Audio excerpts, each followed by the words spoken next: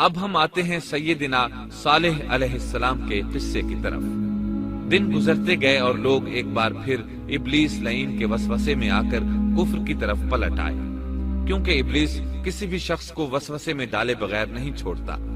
اس طرح ایک بار پھر کفر پھیل گیا، چنانچہ اللہ نے ان کی ہدایت کے لیے صالح علیہ السلام کو مبعوث فرمایا۔ یہ سمود کے پوتوں میں سے ایک عربی نبی تھے۔ ان کا نسب نامہ اس طرح ہے: صالح بن عبید بن سیاف بن ماشح بن عبید بن حاضر بن سمود بن ارم بن سام بن نوح علیہ السلام۔ گویا صالح علیہ السلام کا تعلق قوم سمود سے تھا، اور یہ قوم عاد کی نسل سے تھی۔ سمود کی قوم نے یمن کو خیرباد کہا اور جزیرے سے شمال کی طرف منتقل ہو گئے، پھر وہاں ہجر نامی ایک بستی میں جا ٹھہرے۔ قرآن کریم کی سورۃ الحجر اسی بستی کے نام سے موسوم ہے۔ قوم عاد کا تذکرہ سورۃ الحجر کے علاوہ سورۃ الاحقاف اور سورہ ہود میں بھی ہے۔ اللہ تعالیٰ سورۃ الحجر آیت 80 میں فرماتے ہیں: اور ہجر والوں نے بھی رسولوں کو جھٹلایا۔ ہجر قوم سمود کا مرکزی شہر تھا۔ اب وہ مدائن صالح کے نام سے مشہور ہے۔ یہ شہر مدینہ منورہ کے شمال مغرب میں 380 کلومیٹر کے فاصلے پر واقع ہے۔ یہ لوگ بھی پہاڑوں کو تراش کر گھر بناتے تھے۔ یہ صنعت اور کاریگری انہوں نے قوم عاد سے وراثت میں پائی تھی۔ اللہ تعالیٰ سورۃ الفجر آیت 9 میں فرماتے ہیں: اور قوم سمود کے ساتھ کیا کیا جنہوں نے وادی میں بڑے بڑے پتھر تراشے تھے۔ قرآن مجید میں اللہ تعالیٰ ایک مقام پر فرماتے ہیں: اور ہم نے قوم عاد اور سمود کو غارت کیا، جن کے بعض مکانات آپ کے سامنے ظاہر ہیں۔ ان کے مکانات ان کی تباہی سے لے کر اب تک موجود ہیں۔ شام کے راستے میں خیبر، تیما سے تبوک تک قوم سمود کے آثار پائے جاتے ہیں۔ یہ لوگ کس طرح پتھر تراش کر گھر بناتے تھے، اللہ تعالیٰ نے سورۃ الاعراف آیت 74 میں اس کا ذکر کیا ہے۔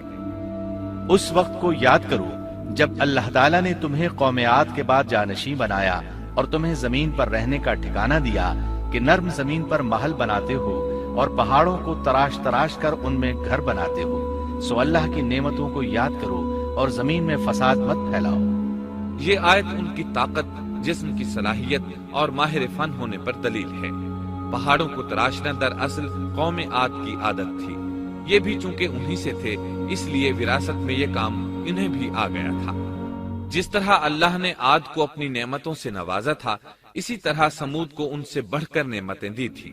اللہ تعالیٰ صالح علیہ السلام کی زبانی ان سے فرماتے ہیں: اے قوم سمود، کیا تمہیں ان چیزوں میں بے فکری سے رہنے دیا جائے گا، یعنی باغات، چشموں، کھیتوں اور کھجوروں میں جن کا خوشہ ملائم ہے، اور تم پہاڑوں کو تراش کر پرتکلف گھر بناتے ہو؟ بس اللہ سے ڈرو اور میرا کہنا مانو۔ لیکن ان لوگوں نے ہر طرح سے قوم عاد کی پیروی کی، نصیحت پکڑنے کی بجائے بتوں کی عبادت شروع کر دی۔ اللہ نے ان کے درمیان صالح علیہ السلام کو مبعوث فرمایا۔ آپ نبوت ملنے سے پہلے بھی عقل مند اور علم والے تھے، باعزت گھرانے سے تعلق رکھتے تھے، اپنے معاملات میں لوگ ان سے مشورے لیتے تھے، لہٰذا انہیں ایک خاص مقام حاصل تھا۔ لیکن جب آپ نے انہیں ایک اللہ پر ایمان لانے، اس کے سوا کسی کی عبادت نہ کرنے کی دعوت دی تو ان کا ساتھ چھوڑ گئے۔ جواب میں ان سے کہنے لگے: اے صالح، اس سے پہلے تو ہم تجھ سے بہت کچھ امیدیں لگائے ہوئے تھے۔ مطلب یہ کہ پہلے تو ہمارے نزدیک آپ کا بہت مرتبہ تھا، مقام تھا، ہمیں آپ سے بہت امیدیں تھیں، لیکن آپ نے تو یہ باتیں کہہ کر ہماری ساری امیدوں پر پانی پھیر دیا۔ ان کے اس جواب کے باوجود صالح علیہ السلام انہیں اللہ کی طرف بلاتے رہے اور ان سے کہتے رہے: اے میری قوم، اللہ کی عبادت کرو، اس کے سوا تمہارا کوئی معبود نہیں۔ تمام انبیاء کی اپنی اپنی قوم کو یہی دعوت تھی کہ اے لوگو، اللہ کی عبادت کرو، اسی نے تمہیں زمین سے پیدا کیا ہے، اسی نے تمہیں زمین میں آباد کیا ہے، اس سے معافی طلب کرو، یقیناً میرا رب قریب ہے اور دعاؤں کو قبول کرنے والا ہے۔ اے میری قوم، تم نیکی سے پہلے برائی کی جلدی کر رہے ہو، اللہ سے معافی کیوں نہیں مانگتے کہ تم پر رحم کیا جائے؟ اللہ سے ڈرو، میری اطاعت کرو، حد سے گزر جانے والے بے باک لوگوں کی اطاعت سے باز آؤ، وہ ملک میں فساد پھیلا رہے ہیں اور اصلاح نہیں کرتے۔ صالح علیہ السلام نے ہود علیہ السلام کی طرح اپنی قوم کو نصیحت کی، لیکن ان ظالموں نے بھی اسی طرح کفر کیا جیسے قوم عاد نے کیا تھا۔ کہنے لگے یہ کیسے ہو سکتا ہے کہ ہم اپنے میں سے ایک شخص کے تابع ہو جائیں؟ اس اکیلے کی اتنی زیادہ فضیلت کی آخر کیا وجہ ہے؟ ہم نہیں مان سکتے کہ ہم میں صرف اسی ایک پر اللہ کی باتیں نازل ہوتی ہیں۔ پھر وہ اس سے بھی آگے بڑھے اور اللہ کے نبی کو کھلے الفاظ میں پرلے درجے کا جھوٹا کہا، جادوگر کہا۔ پھر یہ سرکش اور کافر لوگ صالح علیہ السلام کے ساتھ ایمان لانے والے کمزور غریب لوگوں کو مخاطب کر کے کہنے لگے، کیا تم صالح پر ایمان رکھتے ہو؟ ہم تو اس کے منکر ہیں۔ اس طرح صالح علیہ السلام دن رات انہیں دعوت دیتے رہے، یہاں تک کہ یہ لوگ صالح علیہ السلام سے کہنے لگے، تم نے اور تمہارے ساتھیوں نے ہمارے اندر نحوست پھیلا رکھی ہے اور اسی لیے ہم مشکلات اور مصائب کا شکار ہیں، لہٰذا تم ہم سے دور ہو جاؤ۔ صالح علیہ السلام نے انہیں جواب دیا، تم پر نحوست اللہ کی طرف سے ہے، تم فتنے میں پڑے ہوئے لوگ ہو۔ پھر اس کے بعد وہ لوگ صالح علیہ السلام سے مکمل طور پر دشمنی کرنے لگے اور انہوں نے آپ کو یہاں تک کہہ دیا کہ آپ ہماری مجلس میں نہ آیا کریں کیونکہ آپ منحوس ہیں۔ پھر بات یہاں تک پہنچی کہ صالح علیہ السلام نے انہیں اللہ کے عذاب سے ڈرایا، دھمکایا اور کہا، اے میری قوم کے لوگوں، ذرا بتلاؤ تو اگر میں اپنے رب کی طرف سے کسی مضبوط دلیل پر ہوا اور اس نے مجھے اپنے پاس سے رحمت عطا کی ہو، پھر میں نے اس کی نافرمانی کی، تو کون ہے جو اس کے مقابلے میں میری مدد کرے؟ تم تو میرا نقصان ہی بڑھا رہے ہو۔ یعنی فرض کرو اگر میں حق پر ہوا اور یقیناً میں حق پر ہوں اور اللہ تعالیٰ نے مجھے اپنی نبوت سے بھی نوازا ہے، پھر بھی میں تمہاری باتوں میں آ کر اس کی نافرمانی کروں تو بلا شبہ اس وقت میں گھاٹے میں ہوں گا اور تم بھی خسارہ پانے والے ہوگے۔ اس پر وہ ظالم لوگ مقابلے پر اتر آئے، کہنے لگے اگر تو سچا ہے تو کوئی معجزہ لے آ، لیکن وہ معجزہ ہماری مرضی کے مطابق ہو، اس صورت میں ہم ضرور ایمان لے آئیں گے۔ آپ ایسا کریں کہ بستی کے کنارے پتھریلی چٹان میں سے دودھ دینے والی 10 ماہ کی حاملہ اونٹنی نکالیں، اس کا رنگ سرخ ہو۔ صالح علیہ السلام سے یہ مطالبہ کر کے وہ سردار لوگ ایک طرف بیٹھ گئے اور مذاق اڑانے لگے۔ ایک کہنے لگا اونٹنی 10 ماہ کی ہو، حاملہ ہو، دوسرا کہنے لگا لازمی طور پر اس کا رنگ سرخ ہو، پھر ایک تیسرا سردار بولا اس کی کھال پر بہت زیادہ اون ہو، چوتھا بولا موٹی تازی ہو، ہم نے پہلے اس قسم کی اونٹنی دیکھی نہ ہو، پانچواں بولا وہ اتنی بڑی ہو کہ اکیلی ایک دن تمام کنویں کا پانی پی جائے اور دوسرے روز ہم پیئیں۔ یہ لوگ اسی طرح مذاق اڑا رہے تھے کہ صالح علیہ السلام نے ان سے کہا، اگر تمہاری مطلوبہ اونٹنی تمہیں مل جائے تو کیا تم ایمان لے آؤ گے؟ سب نے مل کر کہا، ہاں ضرور لے آئیں گے۔ صالح علیہ السلام نے فرمایا، تب تم ایک دن سب لوگوں کو جمع کر لو۔ مقررہ دن وہ لوگ جمع ہو گئے۔ ان کی موجودگی میں صالح علیہ السلام نے اللہ سے دعا کی، زمین پر زلزلہ طاری ہوا، ان کی آنکھوں کے سامنے چٹان پھٹی اور اس سے بالکل ویسی ہی اونٹنی نکلی جیسا کہ ان کا مطالبہ تھا۔ انہوں نے اپنی زندگی میں ایسی اونٹنی کبھی نہیں دیکھی تھی، اس میں وہ تمام صفات موجود تھیں جن کا ذکر ان لوگوں نے کیا تھا۔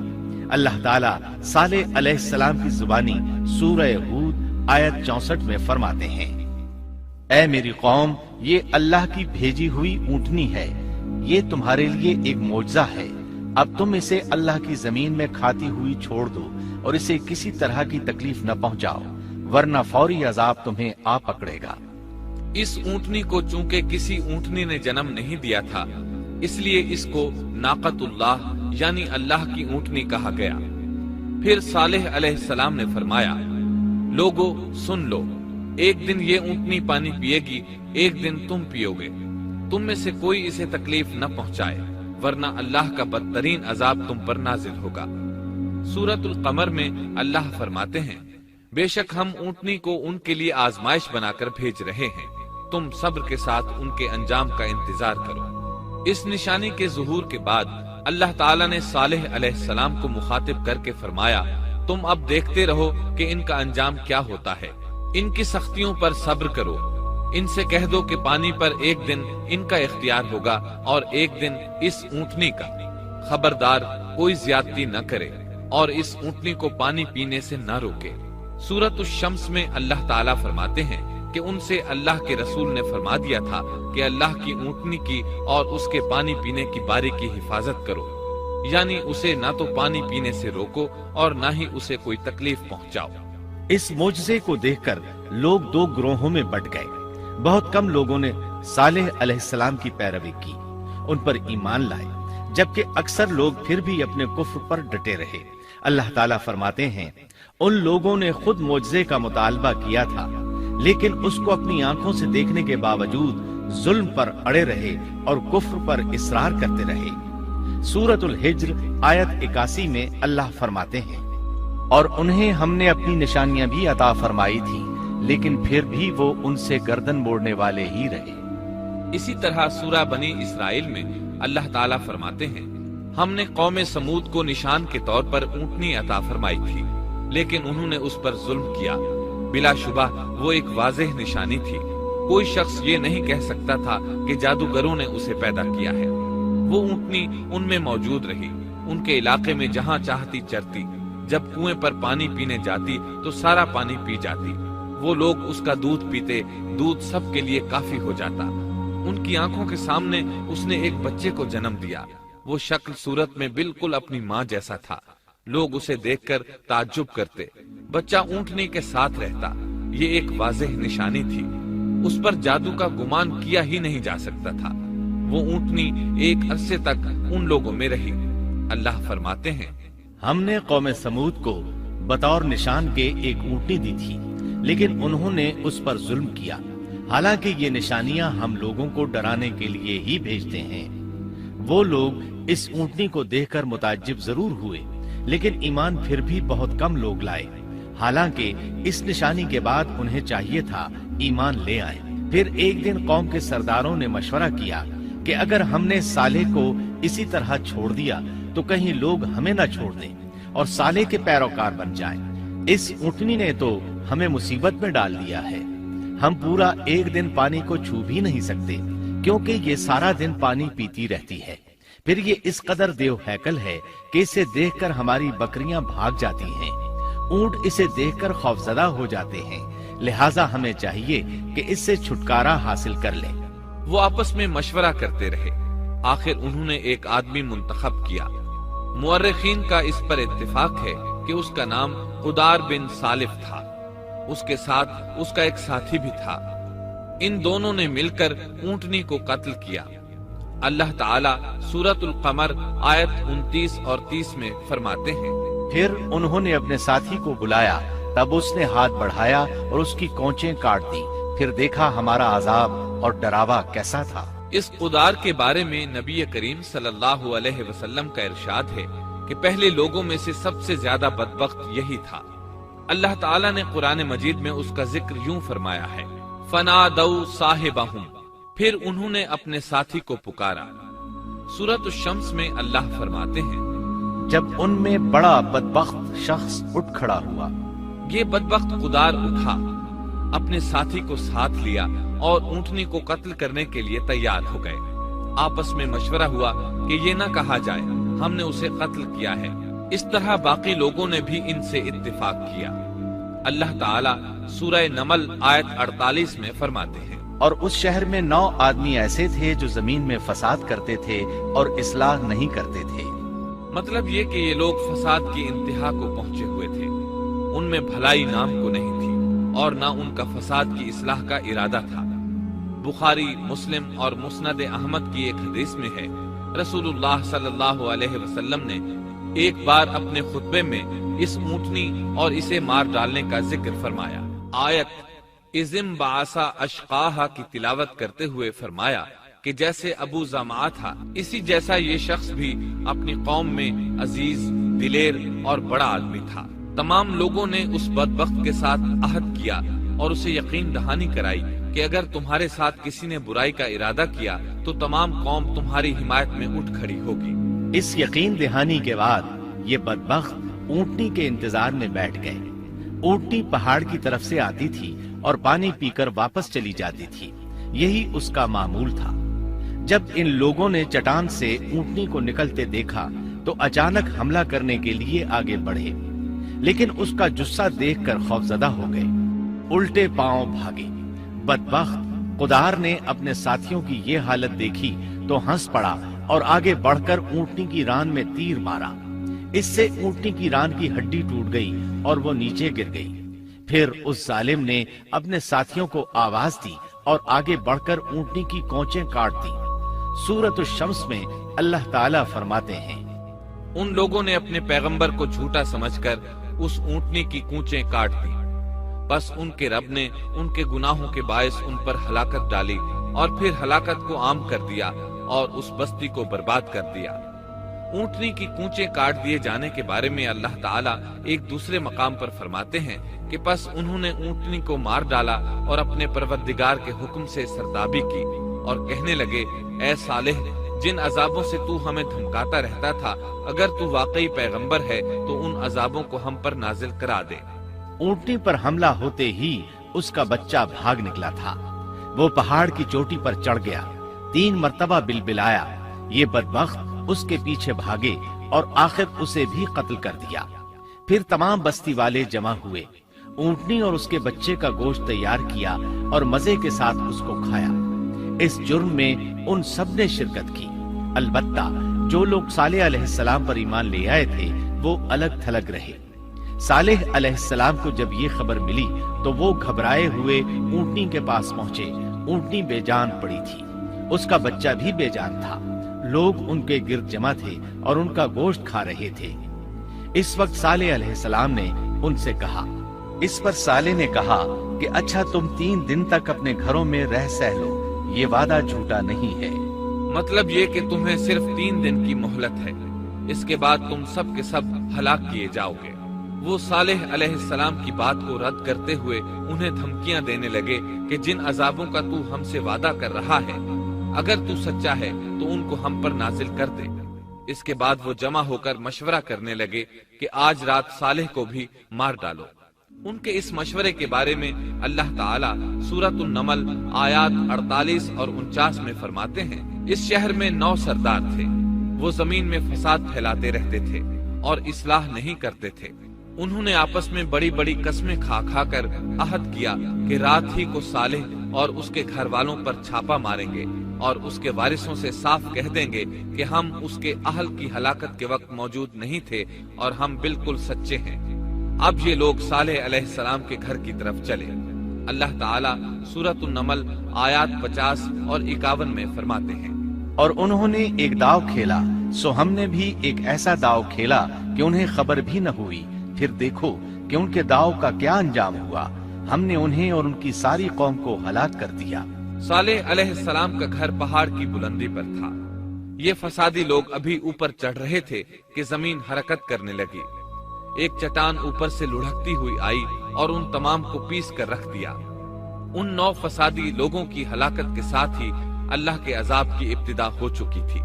چنانچہ صالح علیہ السلام نے اپنے ساتھیوں کے ساتھ اس بستی کو چھوڑ دیا، یعنی وہ ہجر کے علاقے سے نکل گئے۔ صبح ہوئی تو لوگوں نے ایک عجیب منظر دیکھا۔ قوم سمود کے تمام لوگوں کے چہرے زرد پڑ چکے تھے، وہ سب رونے لگے کیونکہ عذاب کے آثار شروع ہو چکے تھے۔ دوسرے دن تمام لوگوں کے چہرے آگ کی طرح سرخ ہو گئے اور تیسرے دن تمام کے چہرے سیاہ ہو چکے تھے۔ اپنی یہ حالت دیکھ کر سب لوگ رونے اور چیخ پکار کرنے لگے، اپنی قبریں کھودنے لگے۔ اب انہیں یقین ہو چکا تھا کہ عذاب کا وعدہ برحق تھا۔ اللہ تعالیٰ نے انہیں پہلی قوموں کی طرح ایک قسم کا عذاب نہیں دیا تھا۔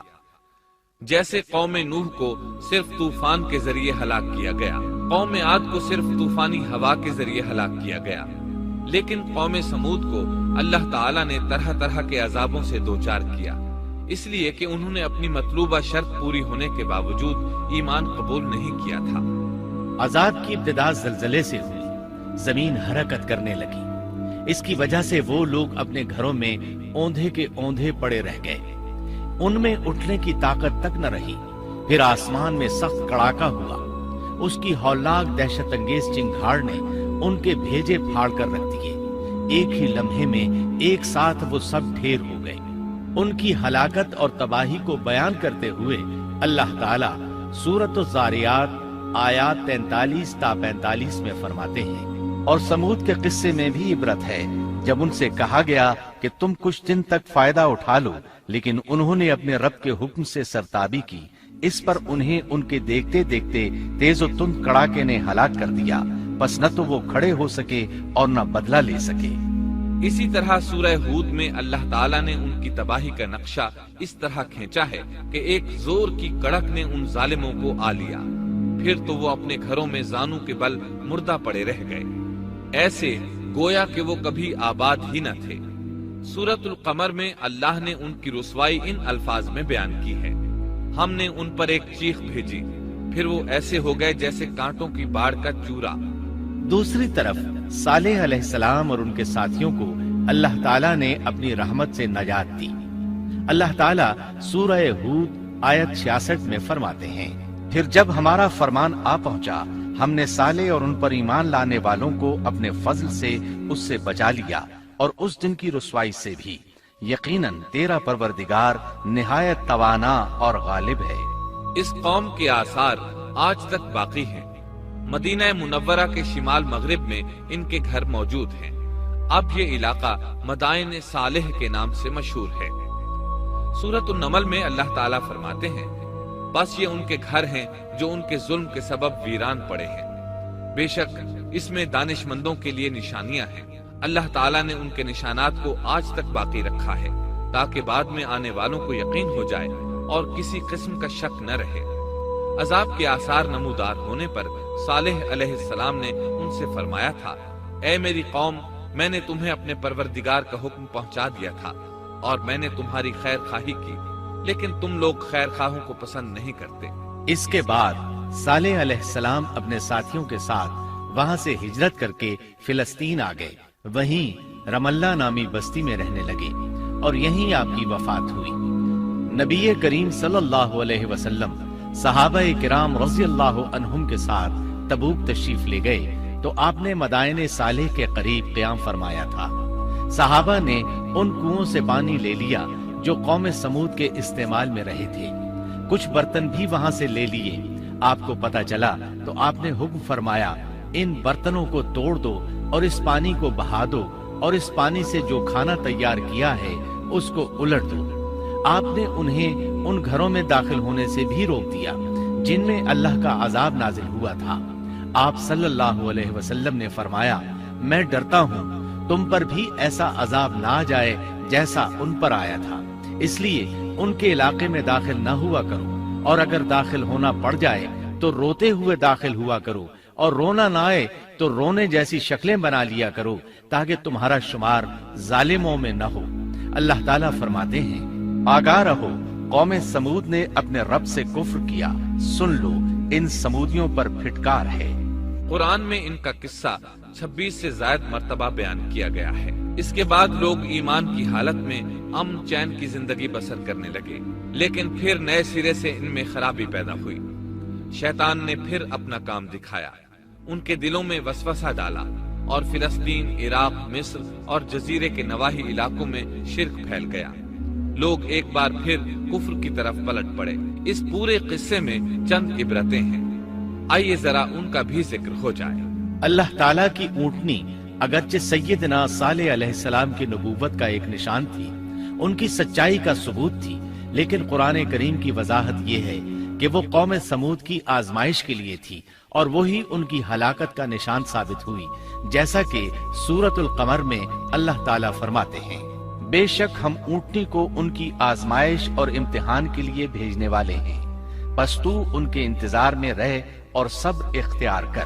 سنت اللہ یہ رہی ہے کہ اگر وہ اپنے پیغمبر کو کسی قوم کی ہدایت کے لیے بھیجے اور قوم اس کی ہدایت پر کان نہ دھرے تو ضروری نہیں کہ وہ قوم ہلاک کر دی جائے، لیکن جو قوم اپنے نبی سے اس وعدے پر نشان طلب کرے کہ اگر ان کا مطلوبہ نشان ظاہر ہو گیا تو وہ ایمان لے آئیں گے، اور پھر نشان آ جانے کے بعد وہ ایمان نہ لائے تو اس قوم کی ہلاکت یقینی ہے۔ اللہ تعالیٰ پھر اس قوم کو معاف نہیں کرتے جب تک کہ وہ تائب نہ ہو جائے اور اللہ کے دین کو قبول نہ کرے، یا عذاب الہی سے صفائے ہستی سے مٹ کر دوسروں کے لیے عبرت کا نشان بن جائے۔ لیکن اس سنت سے نبی کریم صلی اللہ علیہ وسلم کی امت مستثنا ہے، اس لیے کہ آپ صلی اللہ علیہ وسلم نے وضاحت فرمائی ہے، میں نے اللہ تعالیٰ سے دعا مانگی ہے کہ اللہ تعالیٰ میری امت میں عذاب عام مسلط نہ فرمائے، اور اللہ نے میری دعا قبول فرما لی۔ قرآن میں اللہ تعالیٰ نے نبی کریم صلی اللہ علیہ وسلم کی اس بات کی یوں تصدیق کی ہے، اے رسول، اس حال میں کہ تو ان میں موجود ہے، اللہ تعالیٰ ان کافروں پر عذاب مسلط نہیں کرے گا۔ اور یہ ایک خطرناک غلطی ہے، نفس کا دھوکہ ہے کہ انسان عیش و عشرت اور دنیاوی جاہ و جلال کو دیکھ کر یہ خیال کر بیٹھے، یہ گمان کر لے کہ جس قوم یا فرد کے پاس یہ سب کچھ موجود ہے وہ ضرور اللہ تعالیٰ کے سائے میں ہے، اور یہ کہ ان کی یہ خوش عیشی اس بات کی علامت ہے کہ اللہ تعالیٰ کی خوشنودی ان کے ساتھ ہے۔ یہ نفس کا دھوکہ ہے، غلط فہمی ہے، بلکہ کج فہمی ہے۔ قرآن کریم کے اس واقعے میں جگہ جگہ اس بات کی وضاحت ہے کہ بعض اوقات زیادہ سے زیادہ خوش عیشی زیادہ سے زیادہ عذاب کا پیش خیمہ ثابت ہوتی ہے، اگرچہ قوموں کے لیے اس کی مدت چند ماہ یا چند سال نہیں بلکہ گھبرا دینے والی مدت ہی کیوں نہ ہو، مگر ہر قسم کی دنیاوی کامیابیوں اور خوش عیشیوں کے ساتھ جب ظلم، سرکشی اور غرور کسی قوم کا مستقل شعار بن جائے تو سمجھ لو اس کی تباہی اور ہلاکت کا وقت قریب آ پہنچا۔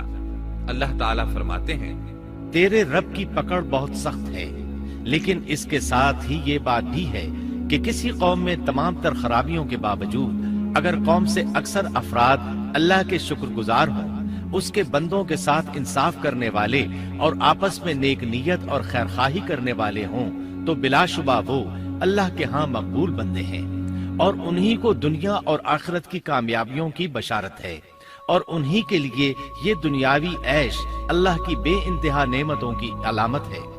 انہی الفاظ پر سیدنا صالح علیہ السلام کا قصہ اختتام کو پہنچا۔